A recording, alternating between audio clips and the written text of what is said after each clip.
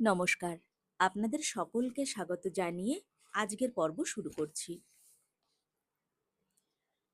ঠাকুর ছোট খাটটির উপর গিয়ে নিজের আসনে উপবিষ্ট হইয়াছেন। সর্বদাই ভাবে পূর্ণ। ভাবচক্ষে রাখালকে দর্শন করিতেছেন। রাখালকে দেখিতে দেখিতে বাৎসল্য রসে আপ্লুত হইলেন। অঙ্গে পুলক হইতেছে। এই চক্ষে কি যশোদা গোপালকে দেখিতেন? দেখিতে দেখিতে আবার ঠাকুর সমাধিস্থ হইলেন। ঘরের মধ্যস্থ ভক্তেরা অবাক ও নিস্তব্ধ হইয়া ঠাকুর শ্রী রামকৃষ্ণের এই অদ্ভুত ভাবাবস্থা দর্শন করিতেছেন। কিঞ্চিৎ প্রকৃতিস্থ হইয়া বলিতেছেন, রাখালকে দেখে উদ্দীপন কেন হয়? যত এগিয়ে যাবে ততই ঐশ্বর্যের ভাগ কম পড়ে যাবে। সাধকের প্রথম দর্শন হয় দশভুজা ঈশ্বরী মূর্তি। সে মূর্তিতে ঐশ্বর্যের বেশি প্রকাশ। তারপর দর্শন দ্বিভুজা, তখন 10 হাত নাই, অত অস্ত্রশস্ত্রও নাই। তারপর গোপাল মূর্তি দর্শন, কোনো ঐশ্বর্য নাই, কেবল কচি ছেলের মূর্তি। এরও পরে আছে কেবল জ্যোতি দর্শন। তাতে লাভ হলে, তাতে সমাধিস্থ হলে জ্ঞান বিচার আর থাকে না। জ্ঞান বিচার আর কতক্ষণ? যতক্ষণ অনেক বলে বোধ হয়, যতক্ষণ জীব জগৎ আমি তুমি এই সব বোধ থাকে। যখন ঠিক ঠিক এক জ্ঞান হয় তখন চুপ হয়ে যায়। যেমন ত্রৈলঙ্গ স্বামী ব্রাহ্মণ ভোজনের সময় দেখো নাই, প্রথমটা খুব হইচই। পেট যত ভরে আসছে ততই হইচই কমে যাচ্ছে। যখন দধি মুন্ডি পড়ল তখন কেবল সুপসাপ, আর কোনো শব্দ নাই। তারপরই নিদ্রা, সমাধি, তখন হইচই আর আদৌ নাই। মাস্টার ও প্রাণকৃষ্ণের প্রতি বলিলেন, অনেকে ব্রহ্মজ্ঞানের কথা কয়, কিন্তু নিজের জিনিস লয়ে থাকে। ঘরবাড়ি, টাকা, মান, ইন্দ্রিয় সুখ। মনুমেন্টের নিচে যতক্ষণ থাকো ততক্ষণ গাড়ি ঘোড়া সাহেব মেম এই সব দেখা যায়। উপরে উঠলে কেবল আকাশ সমুদ্র ধু ধু করছে। তখন বাড়ি ঘোড়া গাড়ি মানুষ এসব আর ভাল লাগে না, এসব পিঁপড়ের মতন দেখায়। ব্রহ্মজ্ঞান হলে সংসারাসক্তি কামিনী কাঞ্চনে উৎসাহ সব চলে যায়, সব শান্তি হয়ে যায়। কাঠ পোড়াবার সময় অনেক পর পর শব্দ আর আগুনের ঝাঁজ, সব শেষ হয়ে গেলে ছাই পড়ল, তখন আর শব্দ থাকে না। আসক্তি গেলেই উৎসাহ যায়, শেষে শান্তি। ঈশ্বরের যত নিকটে এগিয়ে যাবে ততই শান্তি, শান্তি শান্তি শান্তি, প্রশান্তি। গঙ্গার যত নিকটে যাবে ততই শীতল বোধ হবে, স্নান করলে আরো শান্তি। তবে জীব জগৎ চতুর্বিংশতি তত্ত্ব এসব তিনি আছেন বলে সব আছে, তাকে বাদ দিলে কিছুই থাকে না।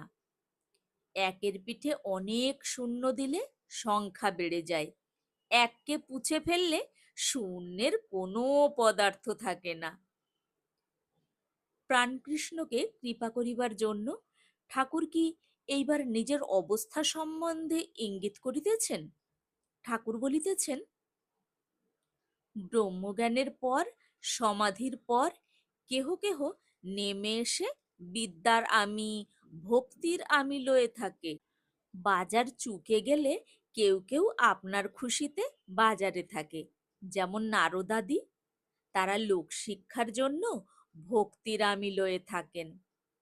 শঙ্করাচার্য লোকশিক্ষার জন্য বিদ্যার আমি রেখেছিলেন। একটুও আসক্তি থাকলে তাকে পাওয়া যায় না। সুতার ভিতরে একটু আশ থাকলে ছুঁচের ভিতরে যাবে না। যিনি ঈশ্বর লাভ করেছেন তার কাম ক্রোধাদি নাম মাত্র। যেমন পোড়া দড়ি, দড়ির আকার, কিন্তু ফু দিলেই উড়ে যায়। মন আসক্তি শূন্য হলেই তাকে দর্শন হয়। শুদ্ধ মনে যা উঠবে সে তারই বাণী। শুদ্ধ মনও যা, শুদ্ধ বুদ্ধিও তা, শুদ্ধ আত্মাও তা। কেননা তিনি বই আর কেউ শুদ্ধ নাই। তাকে কিন্তু লাভ করলে ধর্মাধর্মের পার হওয়া যায়। এই বলিয়া ঠাকুর সেই দেবদুর্লভ কণ্ঠে রামপ্রসাদের গান ধরিলেন। আয় মন বেড়াতে যাবি, কালি কল্প তরু মূলে রে, চারি ফল কুড়ায়ে পাবি। প্রবৃত্তি নিবৃত্তি যায়া, নিবৃত্তিরে সঙ্গে লবি। বিবেক নামে তার বেটারে, তত্ত্ব কথা তাই শুধাবি। ঠাকুর দক্ষিণ পূর্ব বারান্দায় আসিয়া বসিয়াছেন। প্রাণকৃষ্ণাদি ভক্তগণ সঙ্গে সঙ্গে আসিয়াছেন। হাজরা মহাশয় বারান্দায় বসিয়া আছেন। ঠাকুর হাসিতে হাসিতে প্রাণকৃষ্ণকে বলিতেছেন, হাজরা একটি কম নয়। যদি এখানে বড় দারোগা হয় তবে হাজরা ছোট দারোগা। সকলে হাস্য করিয়া উঠিলেন। বারান্দার দরজায় নবকুমার আসিয়া দাঁড়াইয়াছেন। ভক্তদের দেখিয়াই চলিয়া গেলেন। ঠাকুর বলিতেছেন, অহংকারের মূর্তি। বেলা 9:30 হইয়াছে। প্রাণকৃষ্ণ প্রণাম করিয়া বিদায় গ্রহণ করিলেন। কলিকাতার বাটিতে ফিরিয়া যাইবেন। একজন বৈরাগী গোপীযন্ত্রে ঠাকুরের ঘরে গান করিতেছেন। নিত্যানন্দের জাহাজ এসেছে, তোরা পারে যাবি তো ধর এসে। 6 মনোয়ারি গোরা, তারা দেয় সদা পারা। বুক পিঠে তার ঢাল খাড়া ঘেরা। তারা সদর দুয়ার আলগা করে রত্ন মানিক বিলাচ্ছে। এই বেলা নেড়ে ঘরছে। এবারে বর্ষা ভারী, হও হুঁশারি, লাগো আদা জল খেয়ে। যখন আসবে শ্রবণা, দেখতে দেবে না। বাঁশ বাখারি পচে যাবে, ঘর ছাওয়া হবে না। যেমন আসবে ঝটকা, উড়বে মটকা, মটকা যাবে ফাঁক হয়ে। কার ভাবে নদে এসে, কাঙাল বেশে, হরি হয়ে বলছো হরি। কার ভাবে ধরেছ ভাব, এমন স্বভাব, তাও তো কিছু বুঝতে নারি। ঠাকুর গান শুনিতেছেন। এমন সময় শ্রীযুক্ত কেদার চাটুর্যে আসিয়া প্রণাম করিলেন। তিনি অফিসের বেশ পরিয়া আসিয়াছেন। চাপকান, ঘড়ি, ঘড়ির চেন, কিন্তু ঈশ্বরের কথা হইলেই তিনি চক্ষের জলে ভাসিয়া যান। অতি প্রেমিক লোক, অন্তরে গোপীর ভাব। কেদারকে দেখিয়া ঠাকুরের এক্কেবারে শ্রী বৃন্দাবন লীলা উদ্দীপন হইয়া গেল। প্রেমে মাতোয়ারা হইয়া দণ্ডায়মান হইলেন ও কেদারকে সম্বোধন করিয়া গান গাহিতেছেন। সখী, সে বন কত দূর, যথা আমার শ্যাম ও সুন্দর, আর চলিতে যে নারী। শ্রী রাধার ভাবে গান গাইতে গাইতে ঠাকুর সমাধিস্থ, চিত্রার্পিতের ন্যায় দণ্ডায়মান। কেবল চক্ষের 2 কোণ দিয়া আনন্দাশ্রু পড়িতেছে। কেদার ভূমিষ্ঠ, ঠাকুরের চরণ স্পর্শ করিয়া স্তব করিতেছেন। ক্রিয়ৎক্ষণ পরে ঠাকুর শ্রী রামকৃষ্ণ প্রকৃতিস্থ হইতেছেন। কেদার নিজ বাটি হালিশহর হইতে কলিকাতায় কর্মস্থলে যাইবেন। পথে দক্ষিণেশ্বর কালী মন্দিরে ঠাকুর শ্রী রামকৃষ্ণকে দর্শন করিয়া যাইতেছেন। একটু বিশ্রাম করিয়া কেদার বিদায় গ্রহণ করিলেন।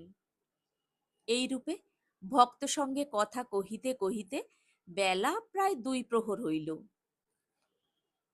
শ্রীযুক্ত রামলাল ঠাকুরের জন্য থালা করিয়া মা কালীর প্রসাদ আনিয়া দিলেন। ঘরের মধ্যে ঠাকুর দক্ষিণাস্য হইয়া আসনে বসিলেন ও প্রসাদ পাইলেন। আহার বালকের ন্যায় একটু একটু সব মুখে দিলেন। আহারান্তে ঠাকুর ছোট্ট খাটটিতে একটু বিশ্রাম করিতেছেন। কিয়ৎক্ষণ পরে মারোয়াড়ি ভক্তেরা আসিয়া উপস্থিত হইলেন। বেলা ৩টা। মারোয়াড়ি ভক্তেরা মেঝেতে বসিয়া ঠাকুরকে প্রশ্ন করিতেছেন। মাস্টার, রাখাল ও অন্যান্য ভক্তরা ঘরে আছেন। মারোয়াড়ি ভক্ত বলিলেন, মহারাজ, উপায় কি? শ্রী রামকৃষ্ণ বলিলেন, ২ রকম আছে, বিচারপথ আর অনুরাগ বা ভক্তিপথ। সৎ অসৎ বিচার, একমাত্র সৎ বা নিত্য বস্তু ঈশ্বর, আর সমস্ত অসৎ বা অনিত্য। বাজিকরই সত্য, ভেলকি মিথ্যা, এইটি বিচার। বিবেক আর বৈরাগ্য, এই সৎ অসৎ বিচারের নাম বিবেক। বৈরাগ্য অর্থাৎ সংসারের দ্রব্যের উপর বিরক্তি। এটি একেবারে হয় না, রোজ অভ্যাস করতে হয়। কামিনী কাঞ্চন আগে মন থেকে ত্যাগ করতে হয়, তারপর তার ইচ্ছায় মনের ত্যাগও করতে হয়, বাহিরের ত্যাগও করতে হয়। কলকাতার লোকেদের বলবার জো নাই, ঈশ্বরের জন্য সব ত্যাগ করো, বলতে হয় মনে ত্যাগ করো। অভ্যাসযোগের দ্বারা কামিনী কাঞ্চনে আসক্তি ত্যাগ করা যায়। গীতায় এ কথা আছে। অভ্যাস দ্বারা মনে অসাধারণ শক্তি এসে পড়ে, তখন ইন্দ্রিয় সংযম করতে, কাম ক্রোধ বশ করতে কষ্ট হয় না। যেমন কচ্ছপ হাত পা টেনে নিলে আর বাহির করে না, কুড়ুল দিয়ে 4খানা করে কাটলেও আর বাহির করে না। মারোয়াড়ি ভক্ত বলিলেন, মহারাজ, 2 পথ বললেন, আর এক পথ কি? শ্রীরামকৃষ্ণ বললেন, অনুরাগের বা ভক্তি পথ। ব্যাকুল হয়ে একবার কাঁদো, নির্জনে গোপনে দেখা দাও বলে। ডাকো দেখি মন ডাকার মতন, কেমন শ্যামা থাকতে পারে? মারোয়াড়ি ভক্ত বলিলেন, মহারাজ, সাকার পূজার মানে কি, আর নিরাকার নির্গুণ এর মানেই বা কি? শ্রীরামকৃষ্ণ উত্তরে বলিলেন, যেমন বাপের ফটোগ্রাফ দেখলে বাপকে মনে পড়ে, তেমনি প্রতিমায় পুজো করতে করতে সত্যের রূপ উদ্দীপন হয়। সাকার রূপ কিরকম জানো? যেমন জলরাশির মাঝ থেকে ভুড়ভুড়ি ওঠে, সেই রূপ। মহাকাশ চিদাকাশ থেকে এক একটি রূপ উঠছে, দেখা যায়। অবতারও একটি রূপ। অবতার লীলা সেই আদ্যাশক্তিরই খেলা। পাণ্ডিত্যে কি আছে? ব্যাকুল হয়ে ডাকলে তাকে পাওয়া যায়, নানা বিষয় জানবার দরকার নাই। যিনি আচার্য, তারই 5টা জানা দরকার। অপরকে বধ করবার জন্যে ঢাল তলোয়ার চাই, আপনাকে বধ করবার জন্যে একটি ছুঁচ বা নরুন হলেই হয়। আমি কে, এইটি খুঁজতে গেলে তাকে পাওয়া যায়। আমি কি মাংস না হাড়, না রক্ত না মজ্জা, না মন না বুদ্ধি? শেষে বিচারে দেখা যায় যে আমি এসব কিছুই নয়, নেতি নেতি। আত্মা ধরবার ছোবার জো নাই, তিনি নির্গুণ নিরুপাধি। কিন্তু ভক্তিমতে তিনি সগুণ, চিন্ময় শ্যাম, চিন্ময় ধাম, সব চিন্ময়। মারোয়াড়ি ভক্তেরা প্রণাম করিয়া বিদায় গ্রহণ করিলেন। সন্ধ্যা হইল, ঠাকুর গঙ্গা দর্শন করিতেছেন। ঘরে প্রদীপ জ্বালা হইল। শ্রী রামকৃষ্ণ জগন্মাতার নাম করিতেছেন ও খাটটিতে উপবিষ্ট হইয়া তাহার চিন্তা করিতেছেন। ঠাকুর বাড়িতে এইবার আরতি হইতেছে। যাহারা এখনো পোস্তার উপর বা পঞ্চবটির মধ্যে পদচারণ করিতেছেন, তাহারা দূর হইতে আরতির মধুর ঘণ্টা নিনাদ শুনিতেছেন। জোয়ার আসিয়াছে, ভাগীরথী কুলকুল শব্দ করিয়া উত্তর বাহিনী হইতেছেন। আরতির মধুর শব্দ কুলকুল শব্দের সহিত মিশ্রিত হইয়া আরও মধুর হইয়াছে। এই সকলের মধ্যে প্রেমোন্মত্ত ঠাকুর শ্রী রামকৃষ্ণ বসিয়া আছেন। সকলই মধুর, হৃদয় মধুময়, মধু মধু মধু। ঠাকুর শ্রী রামকৃষ্ণ, মা শারদা ও সকল স্বামীজিদের পাদপদ্মে প্রণাম জানিয়ে আজকের মতন এখানেই শেষ করছি। আপনারা সবাই ভালো থাকুন, সুস্থ থাকুন।